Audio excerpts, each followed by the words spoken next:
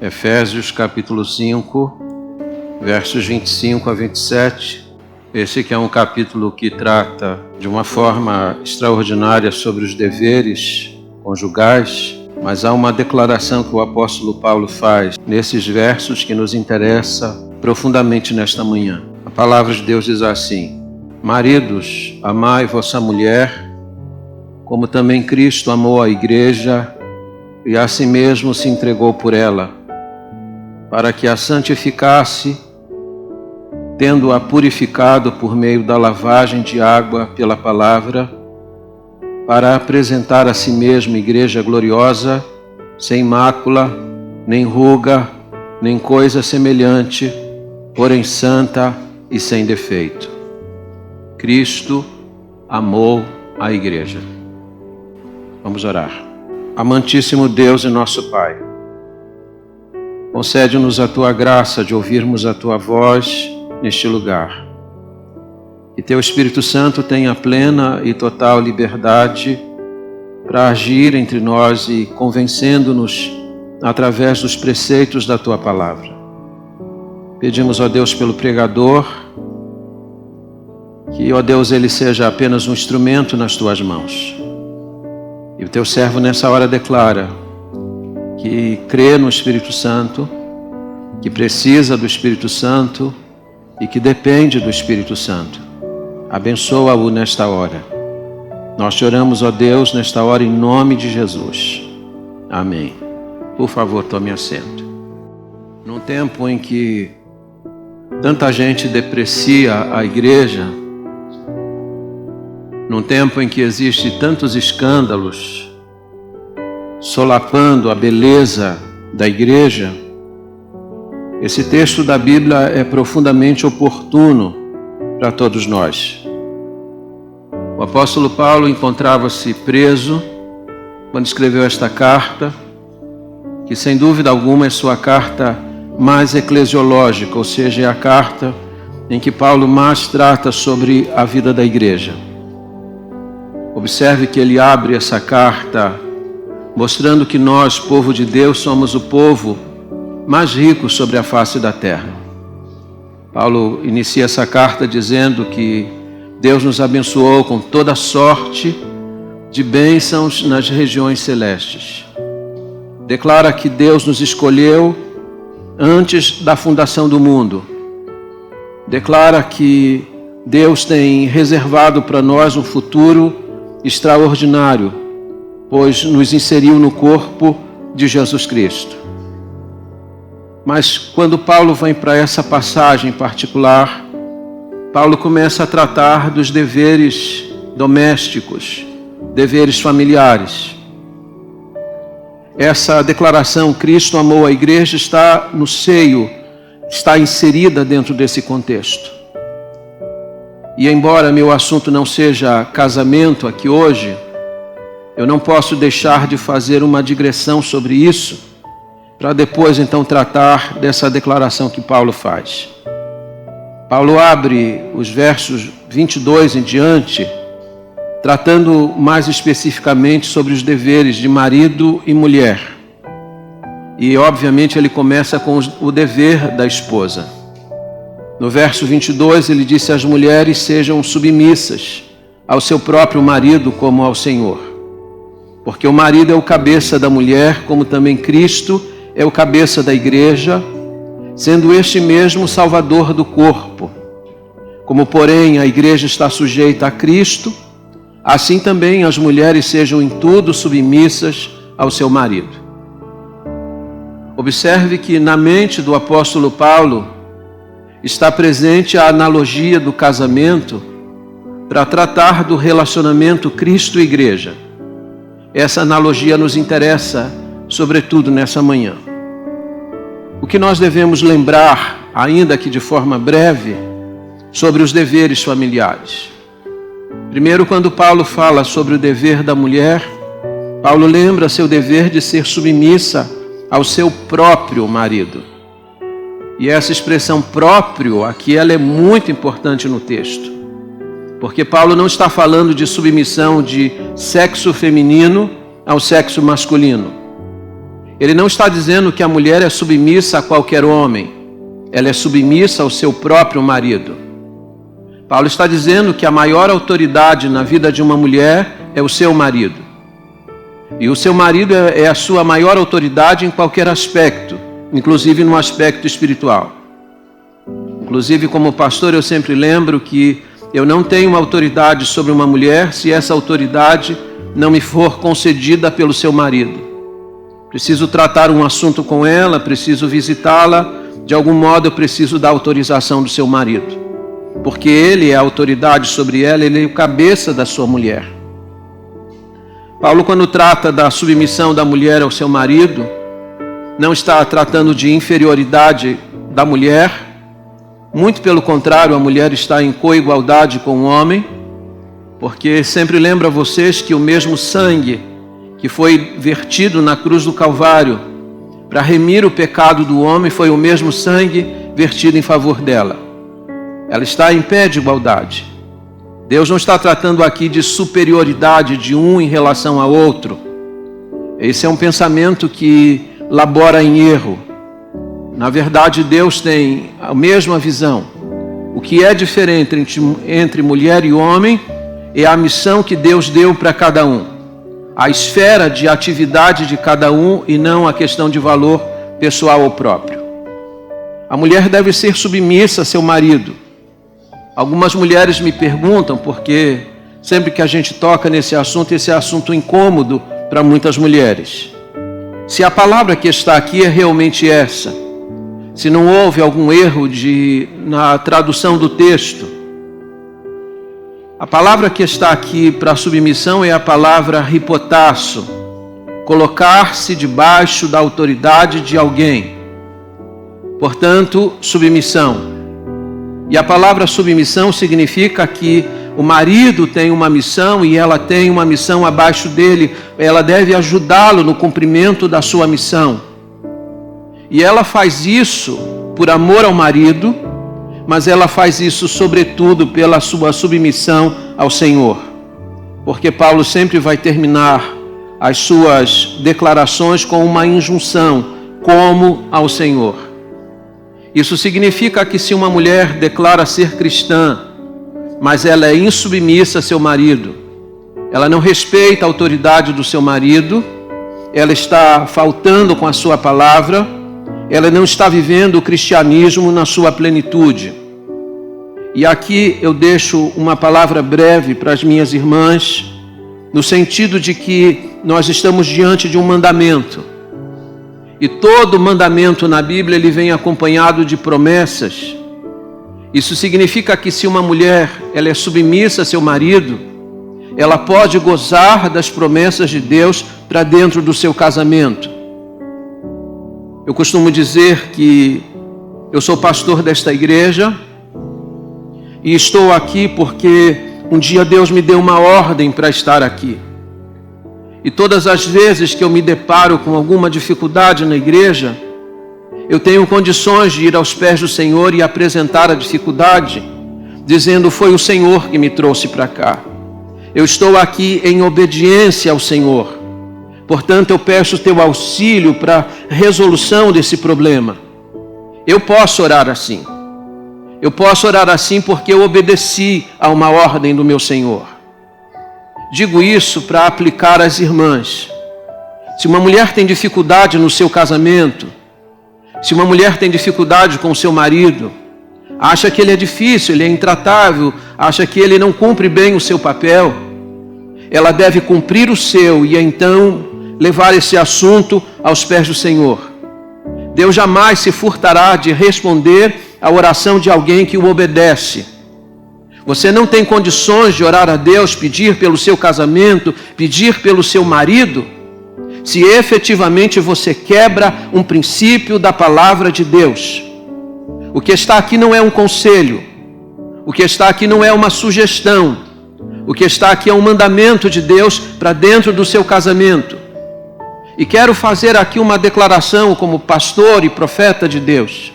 Seu casamento nunca será pleno. Seu casamento nunca será feliz se você fizer o contrário daquilo que a Bíblia ensina. Mas observe que o apóstolo Paulo não apresenta apenas um preceito para a mulher, ele apresenta um preceito também para o marido. E aqui o preceito para o marido é esse: maridos, ame a sua esposa como Cristo amou a sua igreja. Aparentemente o dever dele é muito mais simples do que o dever dela. Até há mulheres que imaginam que Deus está privilegiando o marido, dando uma ordem tão simples: ame a sua esposa, e a ela diz: sede submissa. Até seria mais simples se a ordem fosse essa: ame a sua esposa como uma paixão sentimental. Ame a sua esposa como uma paixão arrebatadora. A ordem não é essa. É amar sua esposa como Cristo amou a igreja. A ordem é muito mais profunda. E note que para falar para as esposas serem submissas, Paulo utilizou 3 palavras apenas.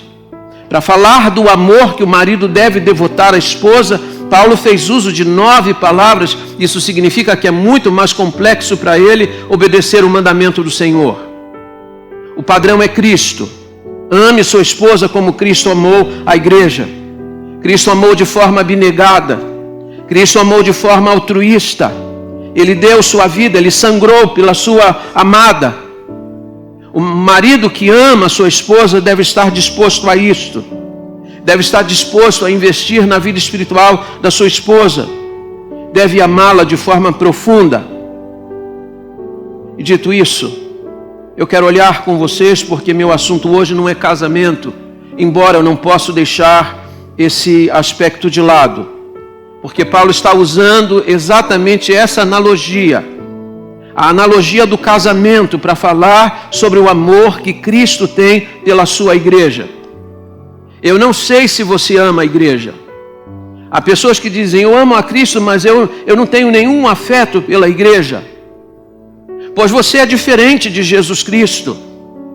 Pois Jesus amou a igreja. Jesus deu valor à igreja. Você está aqui hoje pela manhã, reunido com os outros crentes, exatamente porque Cristo amou a igreja. E a minha expectativa, o desejo do meu coração, sincero nessa manhã, é que o Espírito Santo de Deus produza no seu coração o mesmo amor que Jesus devotou à sua igreja. Nós devemos amar a igreja, apesar das imperfeições que ela tem. E Cristo tem consciência das imperfeições que ela tem. É por isso que ele tem um plano redentivo para a vida dela. Porque no final da história, diz a Bíblia, que ele vai arrancar dela toda a imperfeição que ela tem. Ele tem consciência disso. Mas apesar das imperfeições, das rugas, das manchas que muitas vezes ela mostra, a Bíblia diz que Cristo amou a sua igreja. Quais são as lições que a gente aprende observando essa afirmação que o apóstolo Paulo faz aqui? Cristo amou a igreja em primeiro lugar. Seu amor é pré-existente. Quando você abre Efésios capítulo 1, versículo 4, o apóstolo Paulo afirma que Cristo nos amou antes da fundação do mundo. Ele nos escolheu para ele antes da fundação do mundo. Na verdade, ele nos amou antes do tempo existir, porque o tempo também é uma criação de Deus. Antes que houvesse história, nos refolhos da eternidade, Deus estabeleceu um plano redentivo para nós. Ele nos escolheu para ele, ele nos amou. E isso significa que o amor que Cristo tem pela igreja não depende daquilo que a igreja faz para ele, porque a igreja não existia, aliás, nem o tempo existia. O amor que Cristo tem pela igreja é o mesmo amor que Deus teve por Jacó. Quando o apóstolo Paulo, em Romanos 9, versos 13 e 14, fala sobre o princípio da eleição divina, usando Esaú e Jacó como exemplo, diz que Deus amou a Jacó e aborreceu a Esaú. E diz que Deus amou a Jacó quando Jacó ainda não havia feito nem bem nem mal. Ou seja, o amor de Deus por ele não dependia do que ele fez. Dependia simplesmente da afeição que Deus lhe devotou. Jesus amou a igreja. não por aquilo que ela fez ou por aquilo que ela poderia fazer. Ele simplesmente a amou. Seu amor é pré-existente.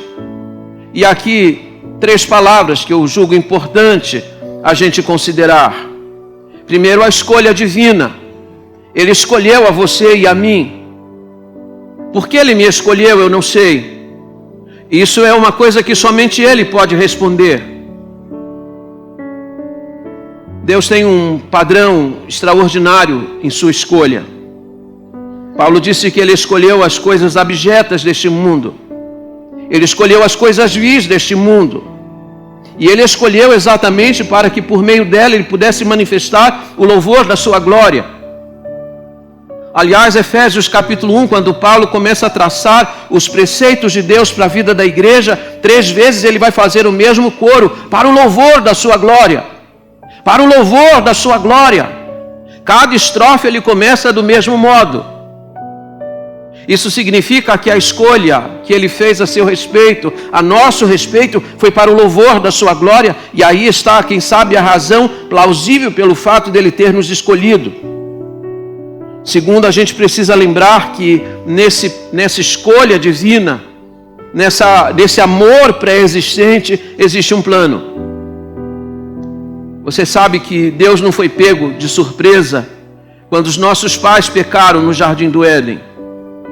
Deus não foi pego assim de supetão quando Adão veio a pecar. E então Deus ficou pensando, e agora o que eu faço? O homem que eu criei pecou, eu tenho que criar um plano B. Deus não tem plano B. Deus não tem planos de afogadilho. Deus tem um plano eterno. Deus é eterno, e lá na eternidade, por causa da sua presciência, Deus, sabendo que o homem ia pecar, Deus estabeleceu um plano que nós chamamos de plano da redenção. Nesse plano você foi incluído. Deus estabeleceu um plano para salvar-nos por meio de Jesus Cristo, seu Filho, que no conselho da Trindade se apresentou voluntariamente para se entregar por nós e em nosso favor. E em terceiro lugar, não podemos esquecer da intenção de Deus.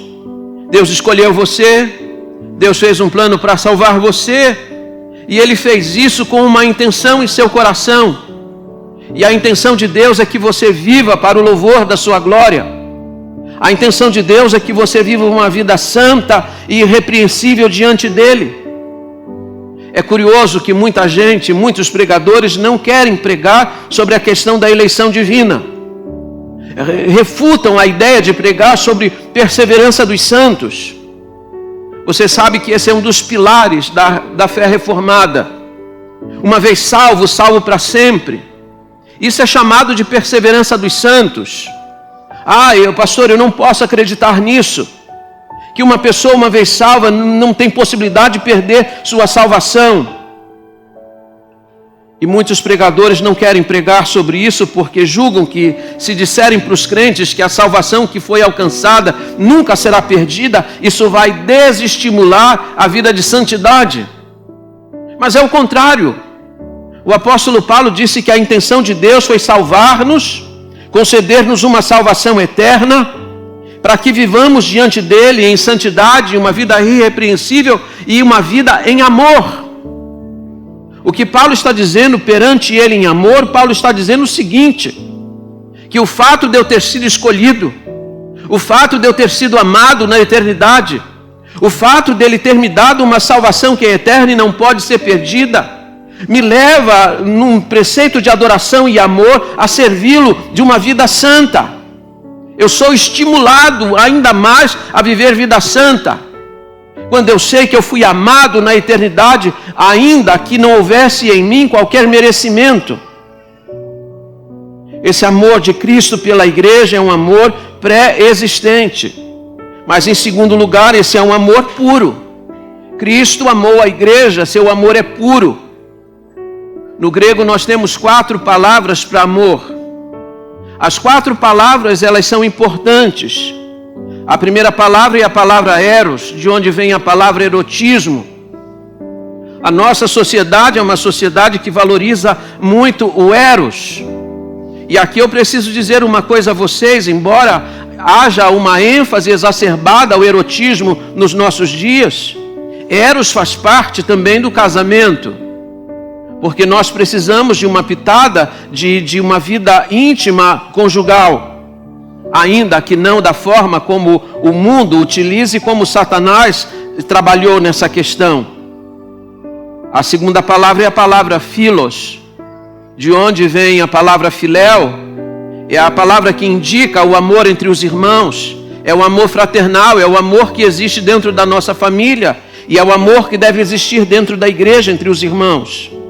A terceira palavra é a palavra filostorgos, que indica o amor dos filhos para com os pais e dos pais para com os filhos. É o amor dos progenitores por aqueles que foram por eles gerados. Mas a quarta palavra, e a mais importante, é a palavra ágape, que indica um amor puro, abnegado, um amor santificador, que é exatamente o amor que vem de Deus. Quando Paulo disse que Cristo amou a igreja, ele não usou eros, ele não usou filos, ele não usou filostorgos, ele usou ágape, que é esse amor que vem de Deus, esse amor puro, esse amor que é capaz de se entregar, de dar o melhor de si em favor do outro. O amor de Cristo pela igreja é assim. É por isso que ele foi capaz de dar a sua vida no Calvário em favor da sua amada. Ele ama a sua noiva com um amor puro e santificador. Em terceiro lugar, Cristo amou a igreja. O seu amor, ele é provado. Você sabe que na Bíblia, amor nunca é sentimento. Nunca é uma paixão arrebatadora. Nós nos acostumamos com a ideia de amor que é cantado em prosa, em versos. O amor do jovem que está apaixonado e que declara a sua afeição por sua amada. Amor na Bíblia não é nada disso. Amor na Bíblia pode até envolver sentimento, mas não é sentimento. Amor na Bíblia é uma atitude, e muitas vezes uma atitude sacrificial. Como é que Cristo prova seu amor pela igreja? Ele prova o seu amor dando a sua vida por ela. E note você que Paulo está usando a analogia do casamento. Como é que o marido prova que ama a sua esposa? Dando a sua vida por ela, sacrificando-se por ela, fazendo de todas as veras da sua alma, todas as possibilidades para tornar a sua amada esposa feliz. Um marido que ama a sua esposa não torna a vida dela um inferno. O marido que ama a sua esposa se devota, se dedica, se sacrifica, visando o bem-estar dela. Preocupa-se com a casa onde ela mora, com as coisas que ela tem, se ela está sendo bem assistida, se ela tem aquilo que precisa, necessita e sonha. Isso é amor. O marido que ama a sua esposa não ignora os sentimentos dela, não ignora os sentimentos, as lágrimas, os problemas que ela tem, a saúde que ela tem. Ele se esforça para fazer todo bem. Isso é amor. Amor é sacrifício. Amor é atitude. Amor é decisão. Por isso que quando alguém me procura dizendo: pastor, eu quero me separar porque eu não amo, a primeira recomendação que eu dou é essa: então procure amar, decida amar, faça o possível para amar com todas as veras da sua alma, porque amor é antes de tudo uma decisão que a gente toma. Cristo amou a igreja, e é assim que o marido deve também amar a sua esposa. Em quarto lugar, esse amor de Cristo, ele não é apenas pré-existente, puro, provado, ele também profundo. E aí a pergunta é essa: por que casamento? Por que Paulo não usou outra figura para retratar o amor de Cristo pela igreja? Primeiro, porque casamento é o maior acontecimento na vida de uma pessoa. Nós celebramos muito mais o casamento do que o nascimento. Por que casamento? Porque é a relação mais íntima entre um homem e uma mulher. A relação de Cristo com a sua igreja é uma relação profunda, íntima, de um conhecimento pleno. Por que casamento? Porque casamento expressa uma relação que deve se efetivar para sempre. É verdade que muita gente entra no casamento pensando em sair dele se alguma coisa der errado. Mas esse não é o conceito da Bíblia. O conceito da Bíblia é que alguém que se casa para sempre. Se casa para ir até o último momento da vida. Pois o amor de Cristo pela igreja é assim. É o maior acontecimento, é a sua relação mais íntima, é um casamento para sempre, um casamento onde não vai haver divórcio. E se você notar bem, casamento é o princípio, essa relação de casamento é uma relação que perpassa toda a Bíblia. No Antigo Testamento, Deus escolheu Israel. Deus fez um casamento com Israel. Deus chama Israel de sua esposa. Se você já leu o livro do profeta Oséias, Deus se apresenta como o marido de Israel. O marido que foi vítima de uma infidelidade, porque a sua amada foi até outro. A relação de Deus com Israel era tão profunda que o compromisso que Deus assumiu com Israel era chamado de aliança. E aliança tem tudo a ver com casamento. Paulo está retomando essa figura aqui, para dizer que a relação de Cristo com sua igreja é uma relação profunda, como uma relação de um casamento que vai se efetivar para sempre. Aliás, em breve Cristo vem, e nós adentraremos as portas celestiais para celebrar as bodas do Cordeiro, o casamento que será por toda a eternidade. E em quinto lugar, Cristo amou a igreja, seu amor é proposital. No verso 27, Paulo disse, para apresentar a si mesmo, igreja gloriosa, sem mácula, nem ruga, nem coisa semelhante, porém santa e sem defeito. Essa preposição para indica propósito. Ele tem um propósito ao escolher essa amada, em amar essa amada. Qual o propósito dele? Apresentá-la um dia. Ele sabe que ela tem defeitos agora. Muitas vezes você e eu conseguimos ver esses defeitos, manchas, rugas. Mas um dia ele vai apresentar a sua noiva, sem qualquer mácula, sem qualquer vestígio, sem qualquer mácula. E aqui entendam uma coisa. Quando Paulo está falando isso, ele está lembrando do casamento judaico. Quando a noiva ia se apresentar ao noivo, ela se banhava, ela preparava as suas vestes, lavava as suas vestes, porque queria apresentar-se perante ele em boas condições. Mas o que Paulo está dizendo aqui não é o que a noiva faz, é o que Cristo fez por ela. O que Cristo faz fazer por sua igreja é algo que ela não pode e não tem condições de fazer por si mesma. Ele é que vai apresentá-la, sem mancha, sem mácula, nem ruga, nem coisa semelhante. Toda a imperfeição dela, é Ele quem vai tirar. Ele tem o poder para fazer isso, nós não temos. Portanto, não queira você usar de arbítrio para fazer aquilo que só Ele pode fazer. É Ele que vai purificá-la. E aqui diz, tendo-a purificado, e está usando aqui um aoristo, dizendo que essa ação já foi efetivada, mas ela só se tornará visível no grande e último dia. Quando foi que Ele a purificou? Ele a purificou quando derramou o seu sangue por ela, quando Ele sangrou por ela na cruz do Calvário. Ele fez tudo isso para santificá-la. Ele fez isso para purificá-la, para que um dia ela seja apresentada gloriosa, sem mácula, sem vestígio de coisa alguma. Esse é o amor que Ele tem por ela. Esse é o amor que Cristo tem pela sua igreja. E aqui eu vou terminar. Vou terminar dizendo 3 coisas que eu quero que você leve como aplicação.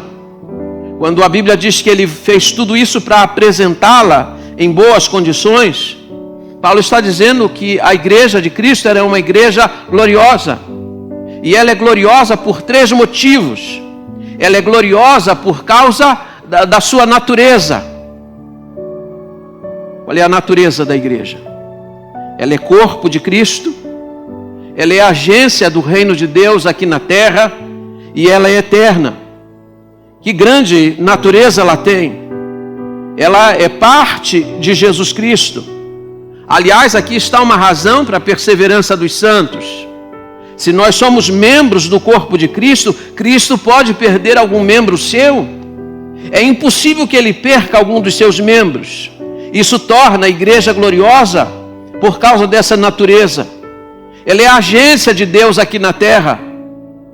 O que nós estamos aqui fazendo nessa hora, na verdade, é manifestando uma porta aberta, onde o reino de Deus está sendo anunciado e onde o reino de Deus está sendo representado. A igreja é gloriosa também por causa da sua missão.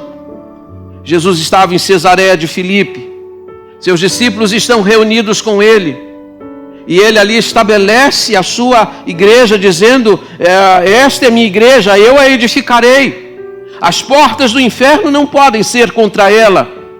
E ali mesmo ele dá uma missão para essa igreja, de anunciar o evangelho a todas as pessoas. Essa missão que foi dada à igreja não foi dada a nenhuma outra organização na terra. Nenhuma agência missionária foi incumbida dessa missão. Hoje à noite nós vamos abrir a campanha de missões mundiais. Podemos pensar, como batistas que somos, que a missão de anunciar Cristo é da junta de missões. Mas a junta é, na verdade, apenas um braço da igreja, porque a missão não foi dada à junta, a missão foi dada à igreja. Só a igreja pode realizar a missão. Isso mostra que a igreja ela é gloriosa. E a igreja é gloriosa também por causa da sua vocação. A igreja aqui nesse mundo pode ter sido pequena, pode ter sido uma igreja pobre, pode ter sido uma igreja sofredora, mas ela tem uma vocação. Um dia ela vai ser apresentada sem mácula alguma. Ela vai ser apresentada gloriosa. E eu fico imaginando como que isso vai acontecer naquele dia. Nesses quase 36 anos de ministério, sempre me emociono quando uma noiva entra no salão de culto. Quando ela se apresenta à porta bem vestida, com aquele vestido bonito, adereçada para o seu noivo. Isso é algo que emociona o meu coração. Mas tente imaginar como que a igreja vai se apresentar naquele dia. Gloriosa. E eu não tenho como expressar como será essa glória. Como será esse fulgor da glória. Sem qualquer imperfeição, completamente perfeita e bela. Ela está caminhando para esse dia. Cristo fez tudo isso por ela. Ele a amou na eternidade. E note que o apóstolo Paulo está tratando aqui de uma obra tridimensional de Cristo em favor da igreja. O que ele fez no passado, ele a elegeu, ele a escolheu. O que Cristo está fazendo agora no presente, ele a está santificando pela lavagem da sua palavra. É o que disse o apóstolo Paulo nesta passagem. A Bíblia tem um efeito santificador na igreja.